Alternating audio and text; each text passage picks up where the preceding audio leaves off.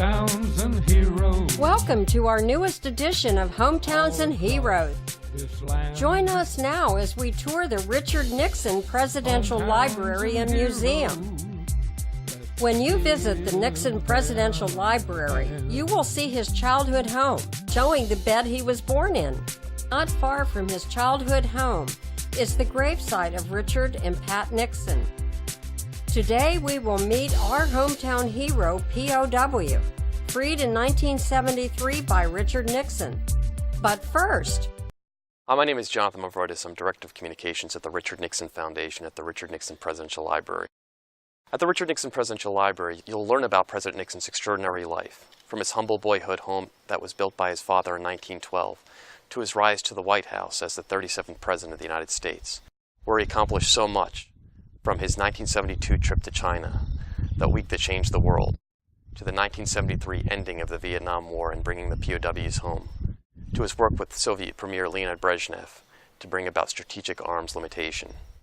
You'll also learn about his many domestic accomplishments, from lowering the voting age to 18, to ending the draft, the desegregation of Southern schools, and his efforts to build America's first energy policy and bring health care and welfare to all Americans.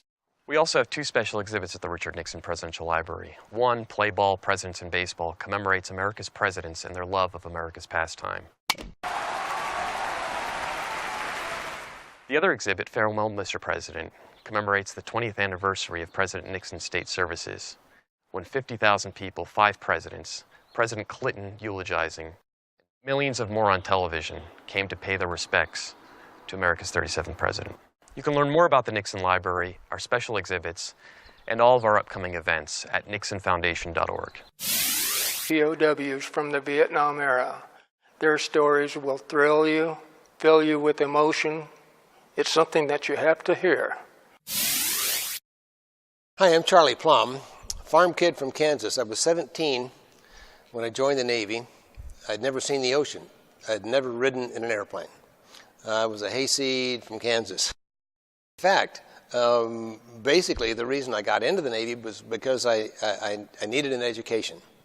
So I applied to all the schools I could. I had an NROTC scholarship, but then I got an appointment to the Naval Academy, which was unbelievable to me. I had no idea what they did at the Naval Academy. But I got on that Greyhound bus, and 2 days later I was pledging to defend the Constitution of the United States against all enemies, foreign and domestic. What a commitment. And I had no idea what it was going to take to fulfill that commitment. I learned a lot there at the boat school, graduated with a degree in engineering. I got into flight school, another amazing accomplishment for a farm kid from Kansas. Went down to Pensacola, up to Meridian, Mississippi, where John McCain was one of my flight instructors, taught me to fly jets.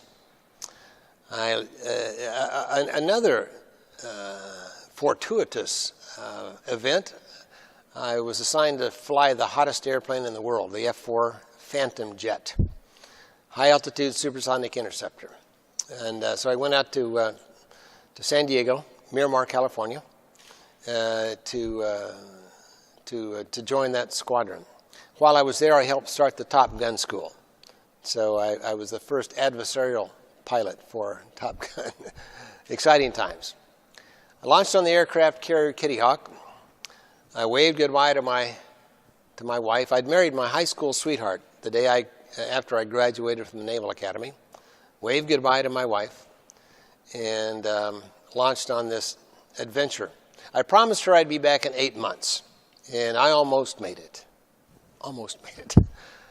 I was 5 days from the end of my tour. 74 successful combat missions, over 100 carrier landings. Pretty well seasoned jet fighter pilot.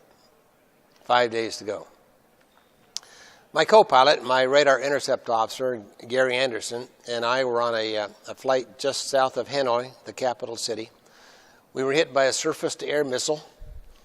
It exploded with some 12,000 pounds of jet fuel. Sent that airplane topsy-turvy. It's a big airplane, and we were just going down like a screaming fireball. I ejected, he ejected, our parachutes opened, and we came floating down over enemy territory. That became the 90-second transition from virtually king of the skies. I thought I was bulletproof, to scum of the earth, just the worst possible thing. So I was captured immediately, tortured for 2 days, tossed into a little prison cell, 8 feet long and 8 feet wide, and that was going to be my classroom for the next several months and years. I spent 2,103 days in the prison camp. I was 24 when I was shot down. I was 30 years old when I came home. My wife, the lady I had married under the Arch of Swords, went through the same time frame in her life, of course. And she tried her best to hang on, but 3 months before I came home, she filed for divorce. So I came home to a second challenge. But overall, that nearly 6 years in a prison camp was very, very beneficial in my life in many, many ways. And it's sort of hard to explain this, but we, the ex-POWs from Vietnam, actually are healthier today, mentally and physically, than if we hadn't been shot down. That's statistics. That's verifiable. We have an annual physical and mental exam in Pensacola, Florida, every year. They set us aside a control group of pilots that weren't shot down or captured, and they're having more challenges physically and mentally with the control group than they are with the ex-POWs. So here's the point. There's value in challenge in life, and adversity is a horrible thing to waste. How do you waste the adversity of life? How do you take the challenges that befall you and then turn them into a disability or survive and even thrive through them? Well, to waste a challenge in life is to blame somebody else for the problem, to feel entitled that you really are owed a living, to feel like you should be taken care of cradle to grave by some agency or some government. Or you take the bull by the horns, make the decisions yourself, step forward, take a risk, and figure out how this is going to make me better. I have a friend who was diagnosed with this terrible cancer, and they gave him 4.5% survival. And he focused on the 4.5%. That was 5 years ago, and he's still living well and going strong. And so I believe in the 4.5% rule. Even when you see the tragedies in life, if you can focus on the challenges that befall you and the choices you make in order to overcome those challenges. There are many, many heroes in my life, and many of the heroes are the people who wore the bracelets. On the cover of my book, I have the bracelets that I have received from the people who wore these bracelets. Here's one of them. I got this bracelet back yesterday. Now recall, this is 41 years since I came back, and a lady in Georgia found me on the internet and said, "I wore your bracelet." Well, I made a point long ago that anyone who wore my bracelet, I would say thanks by sending them an autographed copy of my book. And so she sent me the bracelet, and I sent her an autographed copy of the book. The bracelets, again, back to the wives, all right? The bracelets were a product that were being sold by the wives of the prisoners of war because they wanted the world to know a little bit more about our treatment and the challenges that we were facing. The federal government and the military tried to put the kibosh on these ladies. They said, oh, if you talk about your husband, especially to the media, it will reflect poorly on them. And in fact, the enemy will probably torture your husband when they find out that you've been talking about him. And so for years, the wives were totally silenced. They were prevented from talking. Well, there were a few of them did, however. Phyllis Galante, as a matter of fact, who just passed away. Jim Stockdale's wife, Sybil, was at the front of that movement. And even beyond all the castigation from the federal government and from the military, they stood up for us. They started this bracelet movement. They sold the bracelets. They took the money. They went to Paris to the peace talks. They went to the embassies from Vietnam, and they petitioned the embassies to give us better treatment. And you know what happened? Our treatment improved. These ladies are my heroes. They were responsible for a lot of that. My ex-wife was involved in that. She tried awfully hard, but it was so difficult for the ladies. In fact, I think in a lot of ways, the ladies had more difficulty than we did as prisoners of war. Consider this. We knew we were alive. We were convinced we were going home. It was just a matter of time. We were unified in our group there as prisoners of war. Though we couldn't communicate with each other, we were still unified with this secret communication. And the ladies, first of all, were pretty much on their own. And they were left just helpless without their guys. Then they were being silenced by the U.S. government and the military, told that they weren't supposed to talk about us. And then to watch their beauty, they were 24 years old. Okay, they went to 30 or even more. And thinking, well, yes, I'm supposed to be faithful to this guy, but will he ever return? And if he does, chances are pretty good that he'll be a burden to me the rest of my life. Surely he's coming back a zombie. Oh, that's the other thing. Psychologists and psychiatrists in and out of the military told these ladies that we would be totally changed. We would be totally different. That they wouldn't recognize us when we came home. So it was difficult for the gals, and that's for sure. But this bracelet was one of their efforts, and for that reason, we consider them heroes. Each bracelet has the name of a prisoner of war or missing in action, all right? This one says Lieutenant J. Charles Plumb, that's my full name, and the date I was shot down, 5/19/67, all right?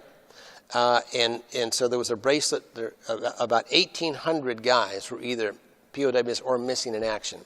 And so there were 1,800 different bracelets, and then each one of these bracelets, there were about 10,000 of these with my name on them. And so they were sold by my wife and the other wives as well. And veterans groups would pick up on this. Churches, schools would pick up on this. And several of the guys who came back to divorces actually dated and then married the ladies who were wearing their bracelet. It was such a personal experience. And the stories around these things. I was doing a press conference shortly after I came home. And there must have been 100 photographers and reporters, and you hear this scream from the back of the room, you know. And I look back there, and there's this bright red-haired lady. And she said, "Charlie Plumb, I've been sleeping with you for the last 2 years." And, of course, everybody stopped and looked, and the cameras went on her, and she said, "Right here on my arm." Another story, I'll tell you this one. A little gal in Albuquerque, must have been 7 or 8 years old, and she bought a bracelet. The idea was you were supposed to leave the bracelet on until the prisoner of war came home, and then you'd take it off and give it to the guy, all right? So 7 or 8 years old, this little gal put it on her arm, and as the weeks and months went by, it started to chafe her arm and started to cause blisters on her arm. So she'd move it up her arm until those blisters healed, and then it would start to form other challenges on other parts of her skin. Well, her father, you know, said, "Take that silly thing off. That guy's never coming home." And of course, it was my bracelet. Okay, and he's never coming home. Take that silly thing off. "No, Dad. No, I gotta keep it on here until he comes home." And so one night, it finally came to a head, and she's sitting there watching television, and her father comes in and said, "This is it. It's going to cause you great harm and infection." He grabbed the bracelet to rip it off her arm. It broke in two, and at that moment, she watches me step off the airplane from Vietnam. I really believe that there's a God, and God has a plan. And I also understand that I may never know that plan, but I really believe there's a plan. And that was the foundation, I think, is just to believe that there was a purpose in all of this. The second thing kept me going was the communication with the other guys and the leadership in the prison camp. Now that's another thing that's a whole topic in and of itself, is the fact that unlike any other war in history, we had a unified prisoner of war group there. We were do or die, but unlike other wars, nearly all the wars in history, you read the prisoners of war books, and it was every man for himself. I'm going to get out of here. I don't care what happens to everybody else. I'm going to escape. I'm going to get out of here. I don't care about my buddies. I'm out of here. In Vietnam, it was just the opposite. In fact, when guys were offered a chance to go home early, they refused. I won't leave my wingman here. I won't leave the sick and injured guys in this prison camp. I won't leave the enlisted men here. John McCain, my flight instructor, was offered early release. Early on, he was there about 2, maybe 3 years, and he was offered a chance to go home before the end of the war. He could have had an extra 3 years of freedom, okay, and he refused because our leadership said, we will return with honor. And to leave before the other guys left was not to return with honor. And so the leadership in the prison camp turned this whole thing around from a very negative, defensive posture to a very positive approach. Who was your leader? Oh, we had various leaders. Jim Stockdale was the primary one. He was the senior residing officer, SRO, in the prison camp that I was in for a long time, and I was his communications officer. And so I got to work with Jim Stockdale for a couple of years in the prison camp. So I knew him pretty well. He got shot down at a different time. Oh yeah, he was about almost a year ahead of me. So he was there for nearly 7 years. But what a great guy. And so what he did was that he redefined our code of conduct. Code of conduct in the military says if you're captured, give only name, rank, serial number, date of birth. That's what you're supposed to do. Well, we weren't strong enough to do that. And we individually, now see, we're still in solitary confinement, and we're feeling very ashamed that we had broken. And his point was, hey, you know, we all have our limits, so here's what you do. You go into the torture room, and you take torture until you have permanent physical damage. And then you start to deceive them, to lie to them, to tell them falsehoods. And then when they give you back to your prison cell, rebuild, regroup, restore, and go back in and start again with name, rank, serial number, date of birth, and make them work for everything they get from you. And so it was a different approach. It was a different definition of this code of conduct, and it worked. It gave us the ability to make decisions on our own, and yet the unity to have that support group. So the leadership was really one of the keys to my survival. There's a message to our lives and the POW story. The message is this: regardless of your problem, you still have control. You have control of your attitude, a smile or a frown. You have control of the direction that you take your life. And regardless of how bad it gets, it's not what surrounds you that's important. It's your response to what surrounds you. And you can be the victor or you can be the victim. And I think I am living proof, as the other guys as well. Here's a statistic. 592 guys came home. 592. That's not a very large number considering all the guys that were affected by that war. From 592 men who they thought would be vegetables, they thought would be zombies, they had our families briefed to institutionalize us for the rest of our lives. 592 men have produced 16 generals, 6 admirals. Most of us retired as senior grade military officers. We have pilots and doctors and lawyers and preachers and teachers, bishops, judges. We have 2 United States ambassadors, a vice presidential candidate, a presidential candidate. And as I tell you, they're telling us now we're healthier mentally and physically than if we hadn't been shot down. Now, if that's not validating my principle, okay, that adversity is a horrible thing to waste, that you can actually, if you can actually embrace the challenges that you face, make the decisions, based on that, your faith and your commitment, your personal pride, your integrity, then you can do anything you set your mind to do. Thank you to the Nixon Foundation, Presidential Library and Museum, for allowing us to meet with Charlie Plumb, our hometown hero, in this edition of Hometowns and Heroes. Coming up now, a look at some exceptional golf country clubs you may wish to join, hotels near them, and some special cakes for special occasions. Nestled at the base of the scenic San Gabriel Mountains and along the historic Route 66 is the Garden Inn and Suites in Glendora, with its own beautiful landscape rose garden and fountain. A family-run inn, the Garden Inn has recently been renovated, adding real luxury touches and amenities.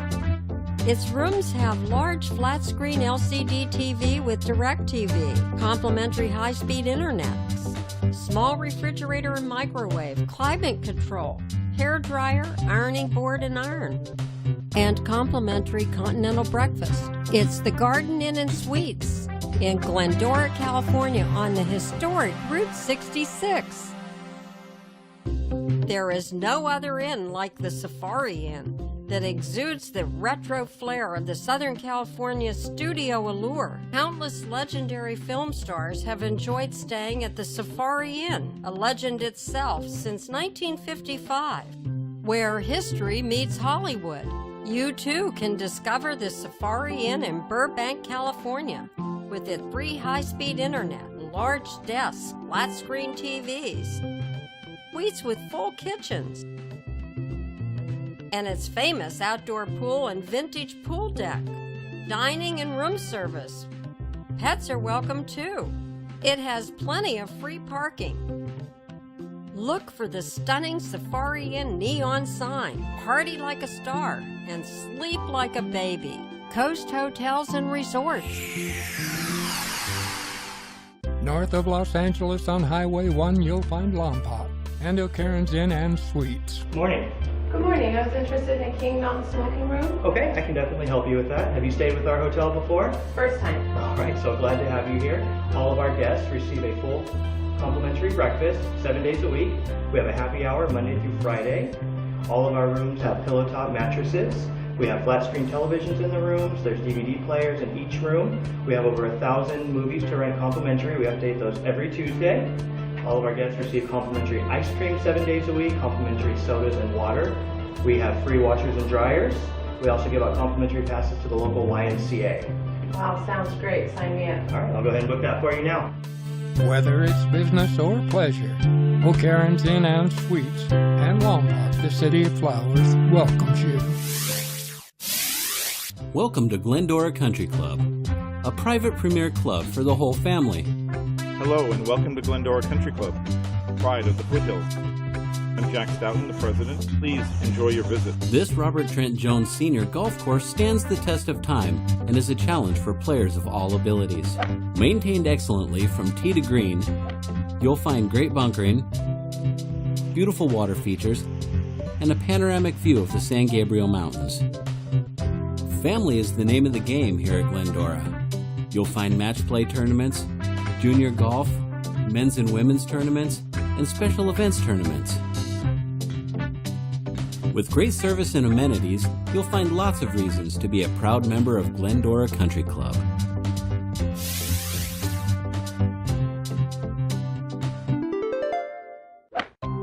At the Glendora Country Club, the state-of-the-art aquatic center has a lifeguard on duty daily. It's here that you'll find the Gator Swim program, featuring lessons, friendship, competition, and fun. Hi, I'm Brian Clay, 2008 Olympic gold medalist and the 2004 Olympic silver medalist in the decathlon. And been a member of the club now for 3 or 4 years. Been living in the area, in Glendora area, for about 15 years now. My kids go to school in Glendora, and we love the club. And we have a pretty competitive team, so it's a lot of fun, and you'll see the parents up cheering and having a great time, and the kids have a great time.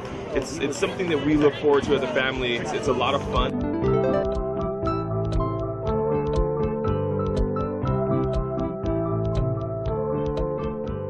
Thanks for joining us. Hope you enjoyed your visit. Can't wait to see you out here again.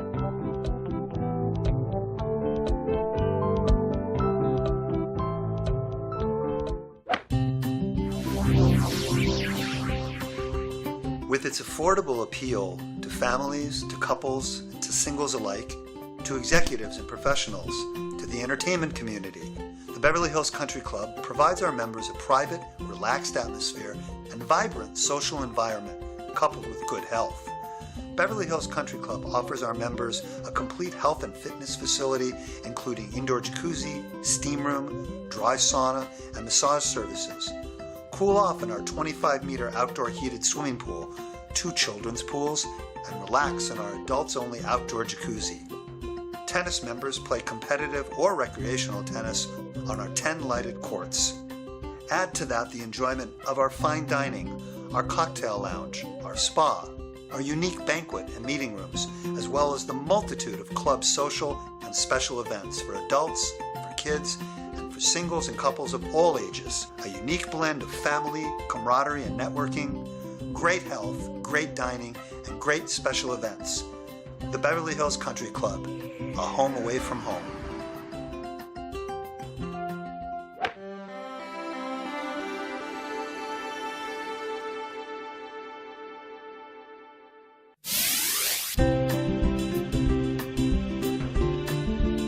Welcome to El Caballero Country Club, where good times and great golf are endless. Our championship Robert Trent Jones course proves a captivating challenge and unparalleled beauty. Enjoy a friendly tennis match while kids are entertained by tennis and golf camps. Cool off at our pristine resort-style pool. Enjoy a daily workout in our state-of-the-art fitness center. Make lasting memories enjoying superb cuisine, a themed dinner party, and even your own private event. Discover the grandeur of El Caballero Country Club.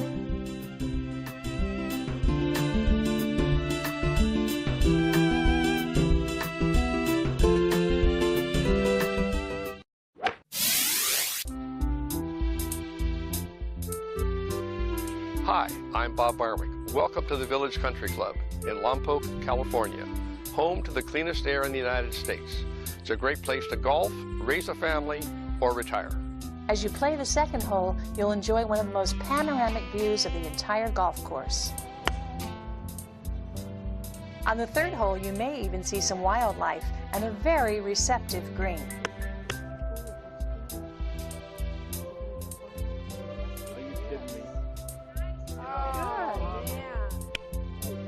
Hi, I'm Bob Katalski, Director of Golf at the Village Country Club in beautiful Santa Barbara County. We'd love to have you come on out and enjoy the challenge of our Ted Robinson designed course. We're an Audubon Society club. Enjoy nature and the beauty of our area. Teeing off on the 10th hole, you can see our very own Eisenhower tree. Don't let that water on the left intimidate you on the 15th hole. The green is very, very friendly.